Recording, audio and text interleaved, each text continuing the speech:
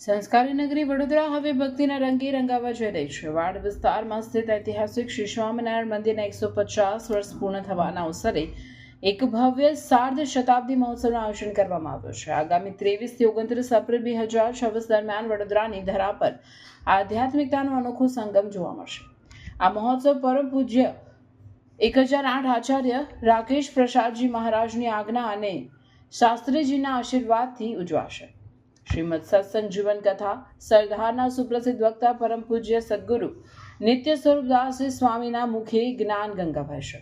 200 વર્ષ પૂર્વેની ચલે ગજ બેઠ કે મહારાજ સવારીની યાદ અપાવતી ભવ્ય નગર યાત્રા નીકળશે.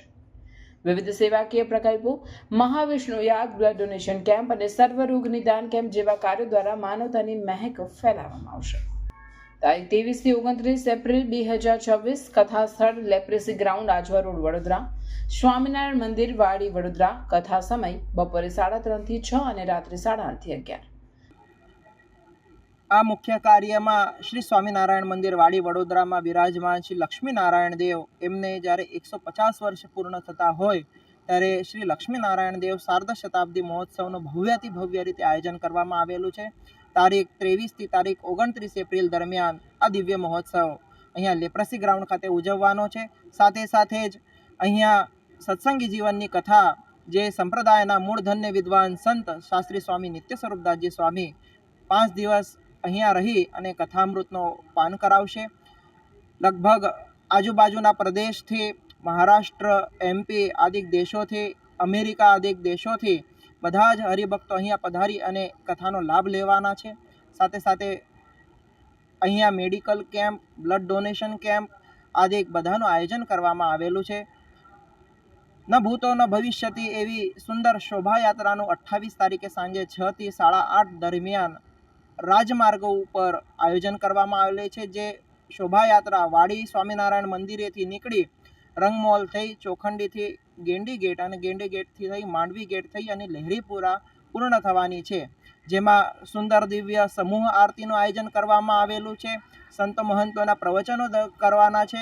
સાથે સાથે જ ભવ્યાતિ ભવ્ય રીતે આતશબાજીનું પણ સુંદર આયોજન કરવામાં આવેલું છે. આ ઉત્સવ દરમિયાન દેશ વિદેશથી સંતો તો પધારશે જ, સાથે સાથે વડોદરામાં રહેતા તમામ મહાનુભાવ સંતો, સંપ્રદાય સાથે જોડાયેલા વિશેષ મહેમાનો, રાજકીય મહેમાનો પણ આ પ્રસંગમાં ઉપસ્થિત રહી અને આ ઉત્સવની શોભા વધારવાના છે. તો આપ સર્વે વડોદરાવાસી તેમજ ધર્મપ્રેમી બંધુઓને મારી વિનંતી છે કે આપ પણ આમંત્રણ છે કે આપ પણ બધા આ કાર્યક્રમમાં પધારી અને આ દિવ્ય વડોદરાને આપણે સાથે મળી અને ચમકાવીએ અને ધર્મની જાગૃતિ કરીએ. અસ્તુ. જય સ્વામિનારાયણ.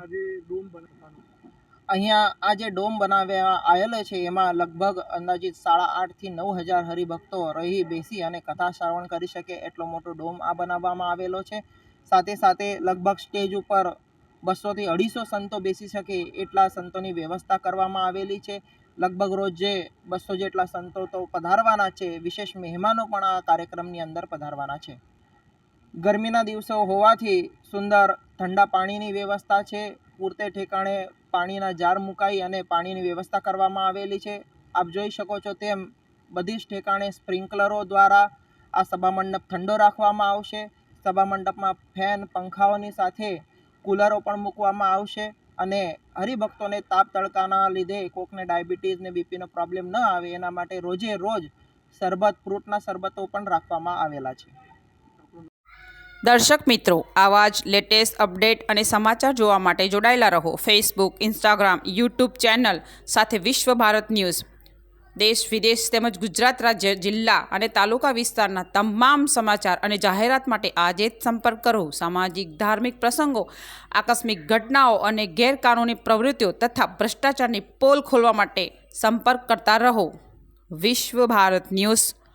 સંપર્ક કરવા વિનંતી 9978702276.